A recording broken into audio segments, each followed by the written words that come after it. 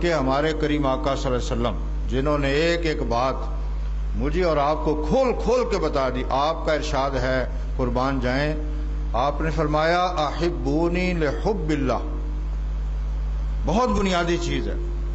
آپ نے فرمایا میرے ساتھ بھی اگر تم محبت کرتے ہو نا تو میرے رب کی خاطر کرو. دیکھو کتنی بڑی بنیاد ہے. یہ لفظ ہیں احبونی لحب اللہ، فرمایا میرے ساتھ جو محبت کرتے ہو خدا را رب کی خاطر کرو، پھر مسئلہ حل ہو جائے. ہم رمضان کی جناب رمضان آ گیا، وہ بھی 2-4 دن بس ہوتا ہے، اب مسجدیں خالی ہو جائیں گی، پھر آ جائیں گے 27 پر جب تبرک ملنا ہے، پھر آ جائیں گے اکٹھے ہو جائیں گے. مذاق بنا لیا، فراڈ کرتے ہیں ہم اپنے ساتھ بھی، دین کے ساتھ بھی، رمضان کے ساتھ بھی. اللہ دیکھ نہیں رہا، اللہ نہیں دیکھ رہا. وہ پکڑ پکڑ کے سال بعد مجھے اور آپ کو لاتا ہے مسجد میں، چلو. تو حضور علیہ السلام نے باقاعدہ ایک خطبہ دیا جس میں آپ نے فرمایا کہ مومن کے رزق میں اضافہ ہوتا ہے. اور رزق میں اضافہ میں سمجھتا ہوں اصل یہ ہے کہ اگر مجھے اور آپ کو پہلے سے زیادہ اللہ سے محبت، اللہ کی تسبیحات سے محبت، ذوق شوق پیدا ہو جائے کچھ نہ کچھ، تو ہم سمجھیں کہ ہمارے رزق میں اضافہ ہو گیا. ورنہ ہمارے ہاں تو آٹے کا عذاب آیا ہوا ہے، اور سب منافع خور. شرم آتی ہے وہ ملک جو گندم کی سطح پر خود کفیل ہو، اس میں رمضان میں آٹا نہیں مل رہا. اور کو جائزہ لینا چاہیے سارے حاجی، نمازی، غازی یہ کیا کرنا چاہتے ہیں. حالانکہ اس موقع پر تو میرا خیال ہے ہمیں اپنے منافع کا نہیں سوچنا چاہیے، ہمیں تو رمضان شریف کا احترام، عزت، لیکن نجائز منافع خوری اور پتہ نہیں کیا کیا ہمارے معاملات. کیوں؟ رسمی مسلمان ہم، وراثتاً مسلمان ہیں. یقین جانیے مسلمانوں کے گھر ہم پیدا ہو گئے ہیں. مولوی صاحب کو بلا کے اذان پڑھا دی ہے آپ نے، مسلمان مسلمان مسلمان. قرآن کریم کی ایک آیت ہے، وہ میں لفظ پڑھ دیتا ہوں، آپ اس پر اور میں سب غور کریں. قرآن کریم کے لفظ ہیں، اللہ پاک کے لفظ ہیں. وہ لفظ ہیں یا ایھا الذین آمنوا آمنوا. اس کا ترجمہ ہے اے ایمان والو ایمان لاؤ، یہ ترجمہ. یہ قرآن کریم کے لفظ ہیں، میرے نہیں ہیں. مت فتویٰ لگا دیو مفتی صاحب سانو بے ایمان کہہ رہے ہو. میں بھی شامل ہوں اس میں، ہم وراثتی مسلمان ہیں. کبھی آپ ان 9 مسلموں کو جو دکے کھانے کے بعد یورپ میں مسلمان ہوئے، آپ قدر و منزلت اسلام کی پوچھنی ہو تو ان سے پوچھو. مجھے اور آپ کو کیا، ہم بھائی مسلمان مسلمان مسلمان. اور ایک بات اور کہہ دوں، قرآن نے واضح کی ہے، وہ بڑی کئی پاروں میں واضح کیا اسے. قرآن نے کہا ہے کہ عنوانات سے جنت نہیں ملے گی. یہ مثلا یہود و نصارہ کے دعوے پڑھو، وہ کیا کہتے تھے؟ لن يدخل الجنہ الا من کان ہودا او نصارہ. وہ کہتے تھے جنت نہیں ملے گی، یہودی ہو جاؤ، نصرانی ہو جاؤ، جنت مل جائے گی. اللہ کریم نے ایسے مواقع پر فرمایا کہ عنوانات سے جنت نہیں ملتی. یا اللہ جنت کیسے ملے گی؟ فرمایا اچھے عقائد اور اچھے اعمال سے جنت ملے گی. مسلمان جس طرح وہ کہتے تھے نا جی کہ 40 دن جائیں گے جہنم میں، اسی طرح ہم بھی کہتے ہیں جہنم میں جائیں گے نہیں ہم. یہ جو آپ ملاوٹ کر رہے ہیں، یہ جو آپ نجائز منافع خوری کر رہے ہیں، کہ رب کے آپ رشتہ دار ہیں کہ آپ معاف کر دے گا؟ وہ اس کی تو ایک ہی پیمانہ، اس کا ایک ہی ضابطہ، اس کا ایک ہی اصول ہے.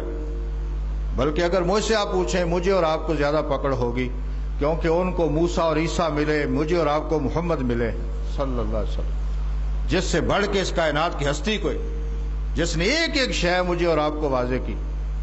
تو ہم رسمی مسلمان نہ بنے، شعوری مسلمان بنو خدا را. اور رمضان کی خاطر نہیں، رمضان والے کی خاطر. آج اسے ذہن بدل لو کہ ہم تراویح پڑھیں گے، ہم قرآن سنیں گے، ہم نوافل پڑھیں گے، اس رمضان والے کو خوش کریں گے. اور پھر رمضان جاتا ہے، رمضان والا نہیں جاتا، رمضان جاتا ہے، ہم اللہ ہی چلا گیا. یعنی رمضان کے ساتھ ہی، بلکہ وہ لوگ جو 10 دن یہاں اعتکاف بیٹھتے ہیں، ٹکرے مار رہے ہوتے ہیں اللہ کے دروازے پر، وہ بھی پورا سال مسجد میں نظر نہیں آتے. تو باقی کیا مذاق نہیں تو اور اسے میں کیا کہوں. یہ اپنے ساتھ دھوکا ہے، قرآن نے واضح کیا. تو اس لیے مجھے اور آپ، ایک اس خطبہ پہ آپ نے فرمایا صلی اللہ علیہ وسلم، وَهُوَ شَهْرُ الصَّبْرِ، فرمایا یہ صبر کا مہینہ ہے۔ صبر بھی تقوی کے بڑا قریب ہے۔ صبر کا معنی ہوتا ہے کنٹرول کر لینا، اپنے نفس پر قابو پا لینا۔ ہمارے ہاں مرنے کے وقت ہی صبر کا لفظ آتا ہے، بس جب کوئی مر جائے نا تو کہتے ہیں صبر کرو، اور وہاں بھی بڑا غلط قسم کا، بعض لوگ کہتے ہیں جی رونا بھی نہیں چاہیے، بڑے عجیب قسم کے تصورات۔ یعنی اس میں یہ ہے کہ شکوہ نہیں کرنا، شکوہ نہیں کرنا، یعنی اس طرح کے کلمات جس طرح ہم بول دیتے ہیں جی بے وقت موت آ گئی، یہ غلط بات ہے، کیونکہ جو پیدا کرنے والا ہے وہ وقت کو زیادہ جانتا ہے کہ کس وقت موت دینی ہے، کس وقت موت نہیں دینی۔ تو آپ یہ کہہ سکتے ہیں کہ اللہ مغفرت کرے یار، اللہ سفر آسان کرے، آپ کو دعا ان کے لیے توفیق نصیب ہو۔ بلکہ عرب لوگوں کو میں نے دیکھا جب فوتیدگی ہو جائے تو وہ الحمدللہ الحمدللہ الحمدللہ کے کلمات پڑھتے ہیں۔ کیا مطلب؟ کہ یا اللہ تیرا ہر حال میں شکر ہے، اور ہم تو اگر الحمدللہ کہیں تو اگلا مارے گا آپ کو کہ تو میرے باپ کے مرنے پر یہ کلمات کہہ رہا ہے۔ ہاں جا کے یہ کہو بڑا افسوس ہے جی نہیں سی چاہیے رب، وہاں پھر بڑا خوش ہو۔ یہ اللہ کے فیصلے ہیں، بلکہ لفظ بولا کرو اللہ کی ہم امانت ہیں، انا للہ و انا الیہ راجعون۔ باقی رونا، آنسو بہانا، یہ نبی کریم کی سنت ہے۔ حضور علیہ السلام کا کوئی خاندان کا آدمی قریبی فوت ہوتا تو باقاعدہ حضور اس کائنات کے صابر ترین انسان ہیں، اور یہی وجہ ہے کہ صحابہ حیران ہو جاتے جب وہ حضور کی آنکھوں سے آنسو رواں دیکھتے کہ حضور رو رہے ہیں، تو وہ کہتے کہ حضور آپ رو رہے ہیں، وہ صابر ترین انسان۔ تو آپ پھر ہمیشہ کہتے کہ میرا دل ہے، میں پتھر آدمی نہیں ہوں، میں انسان ہوں، میرے اثرات ہیں، میرا یہ بیٹا ہے، میرا یہ پھوپھی زاد ہے۔ حضرت عثمان بن مظعون حضور کے پھوپھی زاد تھے، وہ فوت ہوئے اور آپ نے ان کے چہرے کا بوسہ لیا۔ فوت ہونے کے بعد پتہ چلا کہ فوت ہونے کے بعد بھی جسم کا بوسہ لیا جا سکتا، تو صحابہ کہتے ہیں جب ان کے چہرے سے حضور نے اپنا چہرہ اٹھایا تو حضور کے آنسوؤں سے ان کا چہرہ تر تھا۔ تو کچھ لوگ صبر کا معنی یہ رکھا ہوا، رونا نہیں رونا نہیں رونا نہیں رونا نہیں۔ بھئی آپ کہیں شکوہ منع ہے، غلط کلمات کہنے منع ہے، رونا تو سنت ہے۔ خوشی کے موقع پر خوشی کرو، غمی کے موقع پر غمی کرو۔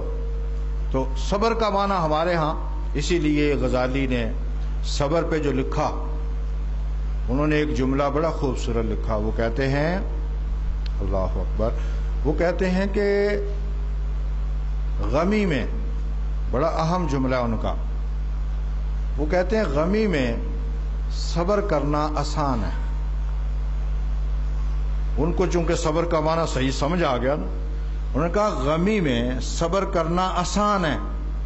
وہ کہتے ہیں خوشی میں صبر کرنا مشکل ہے، کیونکہ ان کو صبر کا، میں اگر صبر کا معنی ایک اور طرح سمجھاؤں آپ کو، قرآن کریم میں ایک لفظ یہ صبر استعمال ہوا، وہ ہے 15ویں پارے میں بھی ہے، 7 میں بھی ہے، جب کچھ لوگوں نے حضور کے ساتھ یہ شرط عائد کی کہ آپ ان غریبوں کو اٹھائیں، ہم آپ کے پاس نہیں آئیں گے، ہم امیر لوگ ہیں، تکڑے لوگ ہیں اور ہم مالدار لوگ ہیں، ہم ان غریبوں کے ساتھ نہیں بیٹھیں گے۔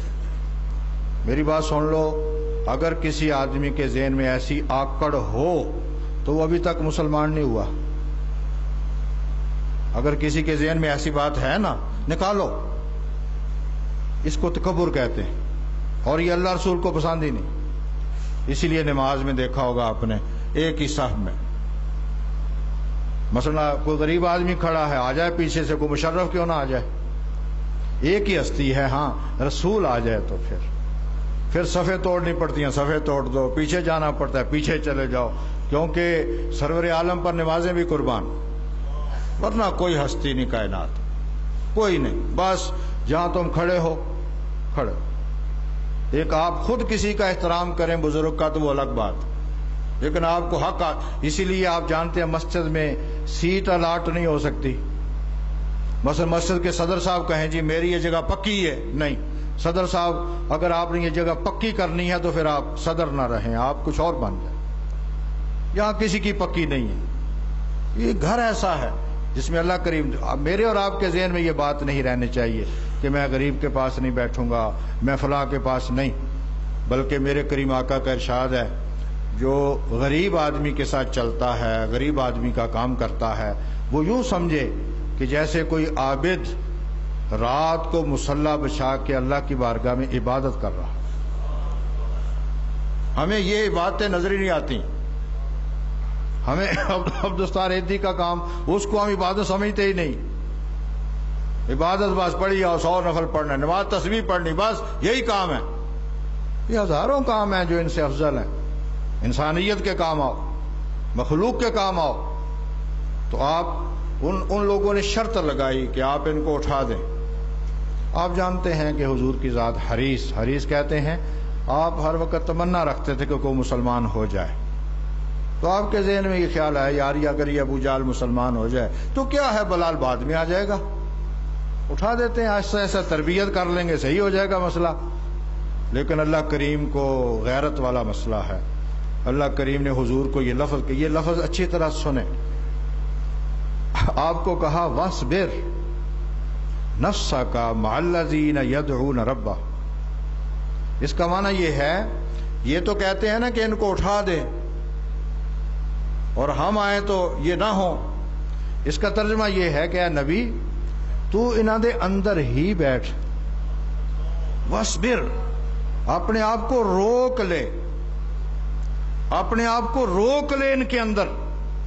اور 15ویں پارے میں لفظ ہے وَلَا تَعْدُ عَيْنَاكَ عَنْهُمْ، اس طرح ان کے اندر روک لے کہ تیری نگاہ بھی پڑے تو ان پر ہی پڑے۔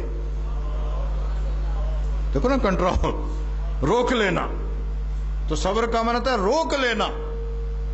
دیکھو غمی میں تو آدمی چلو وابیلا شکوہ نہ کر، جب خوشی ہو نا، جس کے پاس دولت ہو، مال ہو، منصب ہو، اور وہ جناب صبر کرے نا، اپنے آپ کو کنٹرول میں لے آئے کہ میں ان حدود کے اندر رہوں گا، اس کو صبر کہتے ہیں۔ تو غمی ہو، خوشی ہو، ہر حال میں صبر۔ روزہ بہت بڑا صبر کی تعلیم دیتا۔ قرآن کریم نے ایک جگہ پر، ابھی پڑھو آئے تو آپ کو صبر کا یہ کہا کہ اے ایمان والو استعینوا بالصبر والصلاۃ، سمجھنے والی بات، لوگوں مدد حاصل کرو صبر سے اور نماز سے۔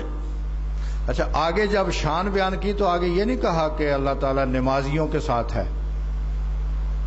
دیکھو نا پیچھے دو چیزیں آئیں نا، صبر اور صلاۃ۔ آگے کہا ان اللہ مع الصابرین، یعنی آگے یہ نہیں کہا کہ رب نمازیوں کے ساتھ ہے، بلکہ کہا رب صابرین کے ساتھ ہے۔ اس سے سمجھائے نا کہ صبر کا مقام کتنا اونچا۔ نماز بھی صبر کی ایک صورت ہے، روزہ صبر، کنٹرول، اور اس میں اگر وہ پہلو ہم لے آئیں سامنے، آپ نے غیبت سے منع کیا روزے میں، آپ نے یہاں تک فرمایا کہ روزہ ڈال کا کام دے گا۔ ڈال کہتے ہیں بچاؤ کرنا، بچاؤ، دفاع کے لیے چیز کو استعمال، فرمایا ڈال بنے گا روزہ جہنم سے، عذاب سے، بشرطے کہ تم اس کو پھاڑ نہ ڈالو، ما لم یخرقھا کے لفظ ہیں، جب تک تم اس کو پھاڑ نہ ڈالو۔ یا رسول اللہ صلی اللہ علیہ وسلم، حضور یہ کیسے پھٹ جاتا ہے؟ فرمایا بکذب اور بغیبت، فرمایا روزہ جھوٹ سے اور غیبت سے پھٹ جاتا ہے۔ کنٹرول کرنا، کنٹرول ہمارا صرف کھانے پینے تک ہی ہے، تربیت پانی، تربیت کا معنی یہ ہوگا کہ آپ ان دنوں میں کنٹرول کر لیں کہ یار گالی نہیں دینی، یار غیبت نہیں کرنی، یار چغلی نہیں کرنی، یار برا نہیں کہنا۔ کیا مقصد؟ تاکہ میں پورا سال اپنی طبیعت کو بحال کر لوں۔ یعنی بلکہ یہاں تک آپ کا ارشاد عالی ہے، فرمایا اگر تم اپنے اعضاء کو ان چیزوں سے نہیں بچاتے